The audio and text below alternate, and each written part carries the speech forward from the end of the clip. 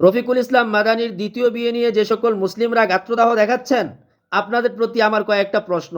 Number 1, Rafiqul Islam Madani সাহেব কি কোরআন বিরোধী কোনো কর্মপদ্ধতি ঘটিয়েছে কি না? নাম্বার 2, রফিকুল ইসলাম মাদানি সাহেব কি দেশের আইন বিরোধী কোনো কর্মপদ্ধতি ঘটিয়েছে কি না? নাম্বার 3, রফিকুল ইসলাম মাদানি কি প্রেম পরকিয়া করে বিয়ে করেছে কি না? রফিকুল ইসলাম মাদানি কি কোনো পার্কে গিয়ে, কোনো হোটেলে গিয়ে আপত্তিকর পরিস্থিতিতে ধরা পড়েছে কিনা? এই প্রশ্নের উত্তরগুলো চাই সে সকল গরু খাওয়া মুসলমানদের কাছ থেকে, যারা বলে আমরা মুসলিম, যারা বলে আমরা ইসলামী আইন অনুশাসন মেনে চলি। প্রিয় ভাইয়েরা আমার, এবার আসি দ্বিতীয়, তৃতীয়, চতুর্থ বিয়ে সংক্রান্ত কোনো বিধিবিধান আল্লাহ তাআলা কোরআনুল কারীমের মধ্যে বলেছেন কি না? আয়াতে কারিমা একদম মশহুর এবং প্রসিদ্ধ। আপনারা জানেন সূরাতুন নিসার মধ্যে একটি আয়াতে কারিমা এসেছে। আল্লাহ সুস্পষ্ট ভাষায় বলেছেন, ফানকিহু মা তাবা লাকুম মিনান নিসা, মেয়ে মহিলাদের মধ্য থেকে যাদেরকে তোমাদের ভালো লাগে, ফানকিহু নিকাহ করো, তাদেরকে তোমরা বিয়ে করো। কয়টা করবা? মাসনা, 2টা করবা, সুলাসা, 3টা করবা, রুবা, 4টা করবা। তার মানে আপনি 2টা বিয়ে করতে পারেন, 3টা করতে পারেন, 4টাও করতে পারেন। আল্লাহ তাআলা এরপরে শর্ত জুড়ে দিয়েছেন, ফা ইন খিফতুম, আবার আগার খৌফ করো যদি তোমরা ভয় পাও, মনের ভিতরে ভয় লালন করো, কিসের? আল্লাহ তাদিলু, ইনসাফ নেই কর সकोगे, একাধিক বিয়ে যে করবা ইনসাফ করতে পারবা না, এ ধরনের ভয় ভীতি যদি অন্তরে কাজ করে, ফাওয়াহিদা, বস তোমারে লিয়ে সির্ফ এক হে, তখন তোমাদের জন্য শুধু একটা বিয়ে করার অনুমোদন রইল, অনুমতি থাকলো। আল্লাহ তাআলা কোরআনুল কারীমের মধ্যে সুস্পষ্টভাবে আত-তানসিসুল আদতকে পর্যন্ত সুস্পষ্টভাবে বয়ান করে দিয়েছেন। এখন আল্লাহ বললেন তোমরা একাধিক বিয়ে করতে পারবে, শর্ত হচ্ছে যদি তোমরা ইনসাফ করতে পারো।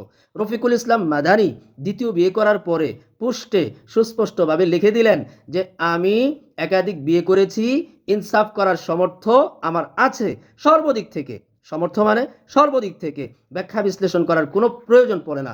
তাহলে যেই ব্যক্তি বিয়ে করেছেন, যেই ব্যক্তি ইনসাফ করার মতো সক্ষমতা রাখেন, সেই ব্যক্তির বিয়ে নিয়ে তুমি যে গাত্রদাহ দেখাচ্ছ, ও গরু খাওয়া মুসলিম, এটা কি রফিকুল ইসলাম মাদানির বিয়ে নিয়ে তোমার আপত্তি, নাকি ইসলাম নিয়ে আপত্তি, নাকি ইসলামের কোনো একটা আইন অনুশাসন নিয়ে তোমার আপত্তি? একটু ক্লিয়ার করবা। তুমি না মুসলিম, ও গরু খাওয়া মুসলিম, মাথা মোটা মুসলিম, তোমার সুর যদি এথিস্টের সাথে মিলে যায় তাহলে তুমি কি করে মুসলিম থাকো?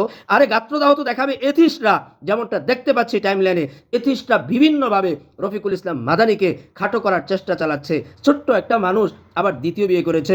আরে দৈহিক কাঠামোর সাথে কি দ্বিতীয় বিয়েটা এই কানেক্টেড, সম্পৃক্ত দৈহিক কাঠামোর সাথে?